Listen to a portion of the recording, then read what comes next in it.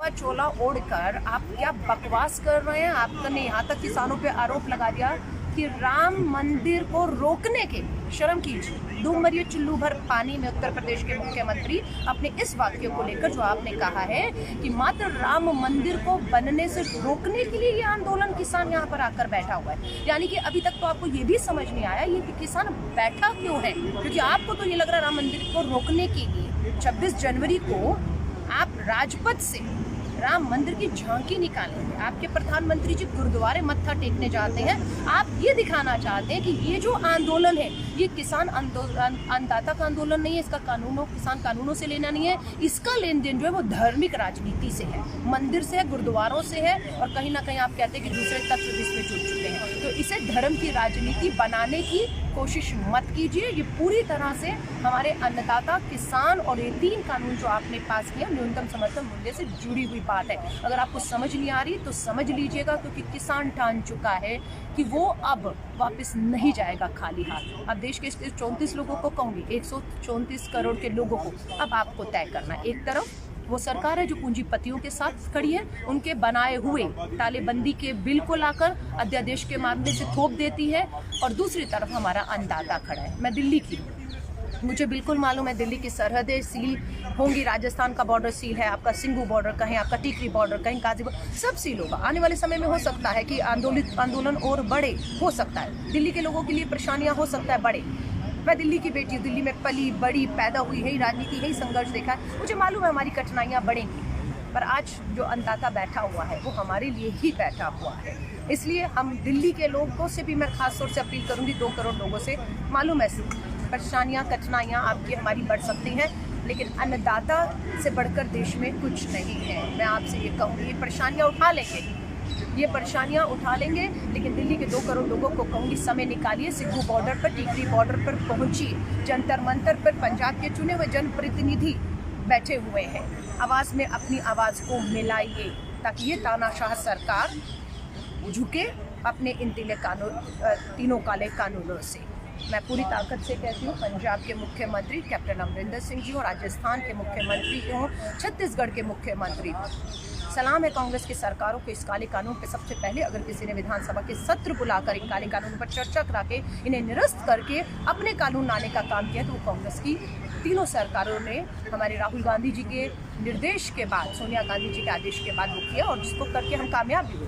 दिल्ली की केजरीवाल सरकार को भी बेनकाब किया, जो अभी तक पंजाब के मुख्यमंत्री कैप्टन अमरिंदर सिंह जी को ललकार रहे थे कि इन्होंने ढोंग किया, पंजाब का सत्र बुलाकर दिखावा किया, ये तो कर ही नहीं सकते थे, ये तो केंद्र का बिल है, इसे तो कोई रद्द नहीं कर सकता था।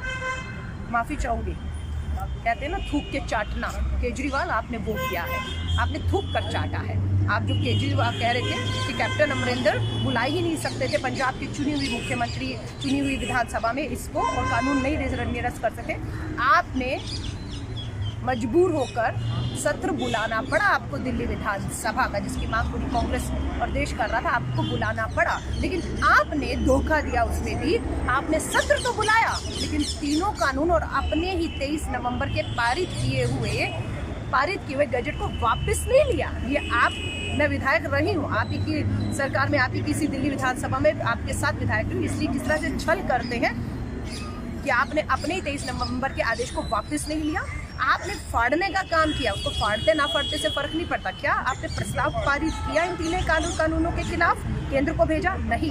क्या आपने अपने नए कानून क्या होने चाहिए जो किसान चाहता है वो आपने लिखित में विधानसभा से पारित करा के केंद्र को भेजे? नहीं भेजे। आपने मात्र एक ढोंग और तमाशा किया, जहाँ पूरा के पूरी पंजाब की सरकार कहूँ देश के अन्नदाताओं के साथ खड़ी हुई केंद्र की तानाशाह सरकार पूंजीपतियों की सरकार से लड़ती है, वहीं दिल्ली का मुख्यमंत्री किससे लड़ रहा है?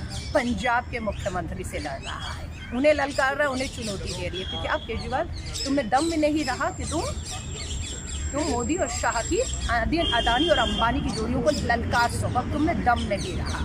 सच्चाई हमारे पीछे 15 दिन से ऊपर हो गए। अगर 25 दिन से अन्नदाता बैठा है सिंघू बॉर्डर पे, तो उसी पंजाब के चुने हुए जनप्रतिनिधि भी अपने ही किसानों की, अपने अन्नदाताओं के, उनके हक अधिकारों की लड़ाई के लिए पिछले 15 दिनों से यहाँ पर खुले में दिन और रात पड़े हुए हैं।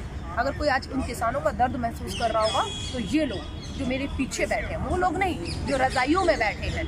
तो सारा काम देश का छोड़ के अपने राजनीतिक चुनाव प्रचार प्रसार में बंगाल में या कहीं और व्यस्त है।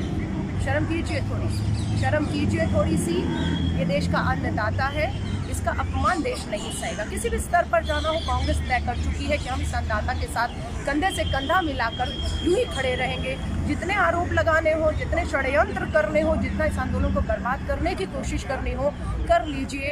अब ठान तो ये देश भी चुका है कि अपने अन्नदाता को एक कदम पीछे नहीं हटने देगा। तो आप सभी से कहूँगी, साथ दीजिए हमारे अन्नदाताओं का। देश के आप किसी भी कोने पर बैठे हुए हैं, आवाज़ बुलंद करिए। केंद्र सरकार को मजबूर करिए कि वो संसद का विशेष सत्र तुरंत बुलाए और इन काले कानूनों को वापस लेते हुए नए कानून जो किसान बनाकर ड्राफ्ट भेजे उस पर चर्चा करें, उसे पारित करें, ताकि देश खुशहाली की तरफ जा सके। वरना आपने तो बर्बाद करने से कहीं कुछ छोड़ा नहीं है। देश की अर्थव्यवस्था हो, बेरोजगारी हो, महिलाओं के साथ बलात्कार हो, किसान हो, कुछ नहीं, पूरी तरह से देश बर्बादी की तरफ जा रहा है। लेकिन आप अपने एक सत्ता के नशे में इतना चूर हैं कि सब कुछ साफ होते हुए भी आप उसे देखना नहीं चाहते। प्रधानमंत्री जी, ये ढोंग तमाशे बंद करिए। किसानों की लड़ाई को एक धार्मिक रंग देने का काम मत करिएगा। अगर आप ऐसा करते हैं तो आप आग से खेल रहे हैं और उस आग में पता नहीं कितने जलेंगे। तो इसलिए आपसे कहूँगी, ये सब बंद करिए। सभी साथियों का धन्यवाद करती हूँ